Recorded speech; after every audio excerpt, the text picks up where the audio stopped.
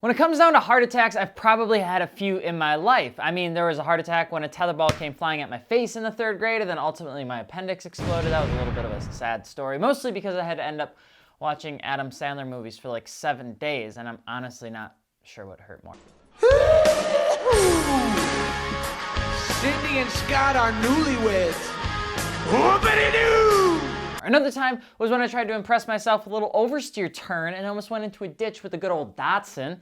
I really almost cried that time. And last time was when I was driving around and the damn cop car headlights screamed out behind me, behind a Walgreens parking lot, and my knees weak, my arms were sweaty, there was nearly vomit on the sweater because Wisconsin was so cold, and turns out it was actually just some 35-year-old in an old cop car.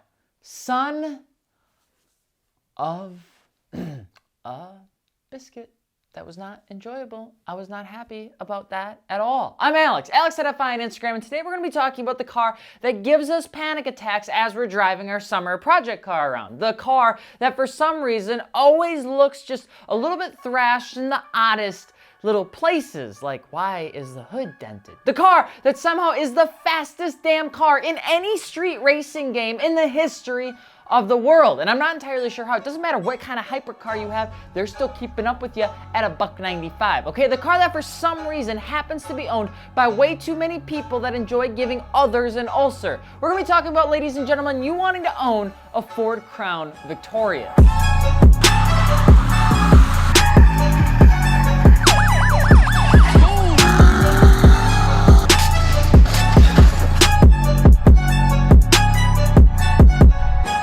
And if this is your first time jumping into a Fitment Industries video, what you gonna do about that? That's a double wave.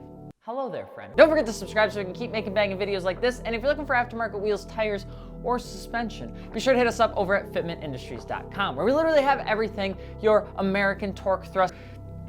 Sorry, I'm just a little still angry about that. But if you have, Crown Victoria, you need some wheels, you can go check it out over there. Or if you have any other car, you can go do that too. When taking it back to the history of cop cars, there's really only one that's truly given me the heebie-jeebies. It's not the Charger, you can sprout that brush bar a mile away. And it's not the Ford Escape, you just gotta keep an eye on the old two-tone matte vinyl.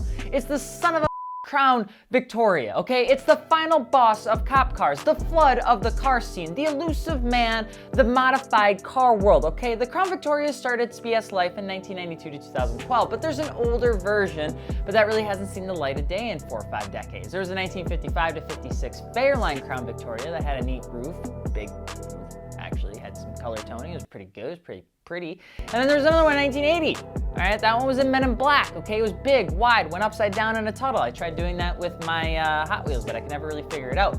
Ford would use the LTD nameplate in that 2nd gen for the Crown Victoria to replace the Landa at the time, before ultimately the submodel became its own gem to shine in 1983. These cars were big, these cars were heavy, and if you can find a station wagon variant and slam it on the ground, we'll officially become best friends.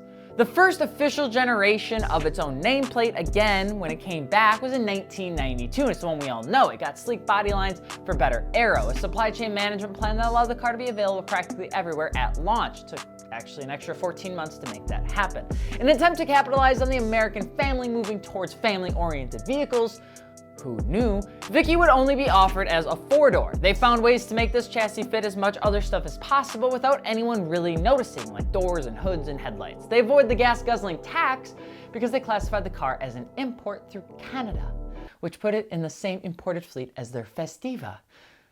Don't hate the player, hate the game.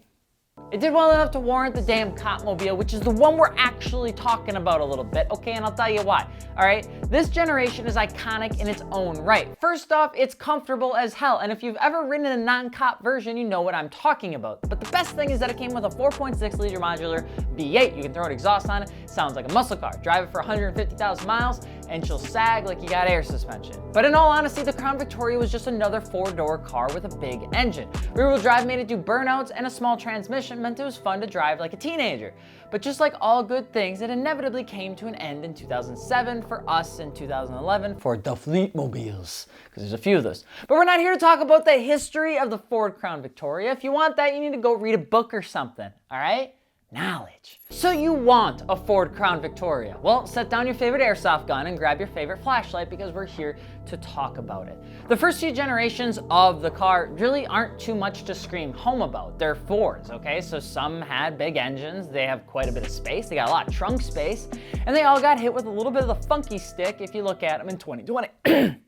What happened to my voice? Really, we're here to talk about the second official generation from 1998 right there to about 2012. So most people see these cars everywhere. Taxis, cop cars, limos, and it makes people wonder, why?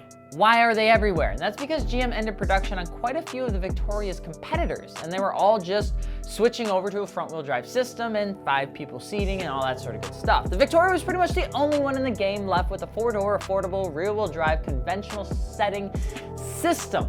And once the Chevrolet Caprice got the old axe, the Crown Victoria was legit the only option for the most part for taxi companies that wanted a reliable 4-door sedan. And on top of that, because the Victoria was a fleet vehicle and became the police interceptor, production on these cars were massive, massive. Most cop cars would retire after a few hard years of being parked and left on for what seems like 24/7, which meant a lot of these cars would additionally go to public auction to be sold off, with many not seeing a whole lot of action besides maybe chasing my 16-year-old self across the middle school soccer field because there may or may not have been a party that was busted. That did not happen. I am just saying, hypothetically, I was a young buck once. Either way, these public auctions make these cars extremely affordable and a little bit devious. Most Victorias are decommissioned cop cars, which means they'll come with the old floodlight on the side, or they got the bull bar on the front, and they got the old classic two-tone fenders that are now faded with sticker marks. This is the worst car you can buy as a teen, but also the best car you can buy as a teen. I'm just saying, people see something they can joke around with, and with a 4.6-liter V8, now you have a recipe for fun and or disaster, depending on the type of person that you are. If you're planning on owning one of these, there's a couple 2-3 things you need to keep in mind. And the number one thing is they are likely old cop cars. So most motors have a lot of hours on them, but not usually a lot of mileage. It's important to keep in mind if you get that information, or if you can. These cars had some misconceptions about exploding due to gas tank failures, but this is actually due to the fact that with a lot of the, cop cars being put in high-risk situations, like being sideways on a highway, and it turns out that if you hit them hard enough, they can go pop. Victorias are pretty bulletproof. They have insanely comfortable seats. They do burnouts, and they make for fun cars. Not everyone loves them because they are decommissioned cop cars, for which the most part give me a panic attack. Pair that in the hands of a 17-year-old and a few buddies, and you know they're gonna be camping a Walmart parking lot in the evening night, only to rip behind cars at night to scare them. If you're looking for wheels, they're torque thrusts, always. You can't really go too wide with these, but you can still make them meaty. Pair them with some Nitto NTs and you're set. Lowering springs are incredibly common on Crown Victorias, but you can also switch it out to coilovers if you're handy enough. These cars can look good, and if you get them lower to the ground and you got some clean paint on them, they look mint. Clear out the headlights, maybe fill the bullet holes, grab some American racing wheels, and you're pretty much set. They're comfortable, they're reliable, they're easy to work on. You can lift them or you can slam them on the ground, but they're literally everywhere. You just need to be careful which one you buy, because there's a chance, just like an ever so slightly chance, that the car you buy has had more history in its short life than you probably ever will. So what do you think about the Ford Crown Victoria? Drop your thoughts below, and of course, if you're looking for aftermarket wheels, tires, or suspension, be sure to check us out over at fitmentindustries.com. And of course, I'm Alex from Fitment Industries, and we will see you later. Peace.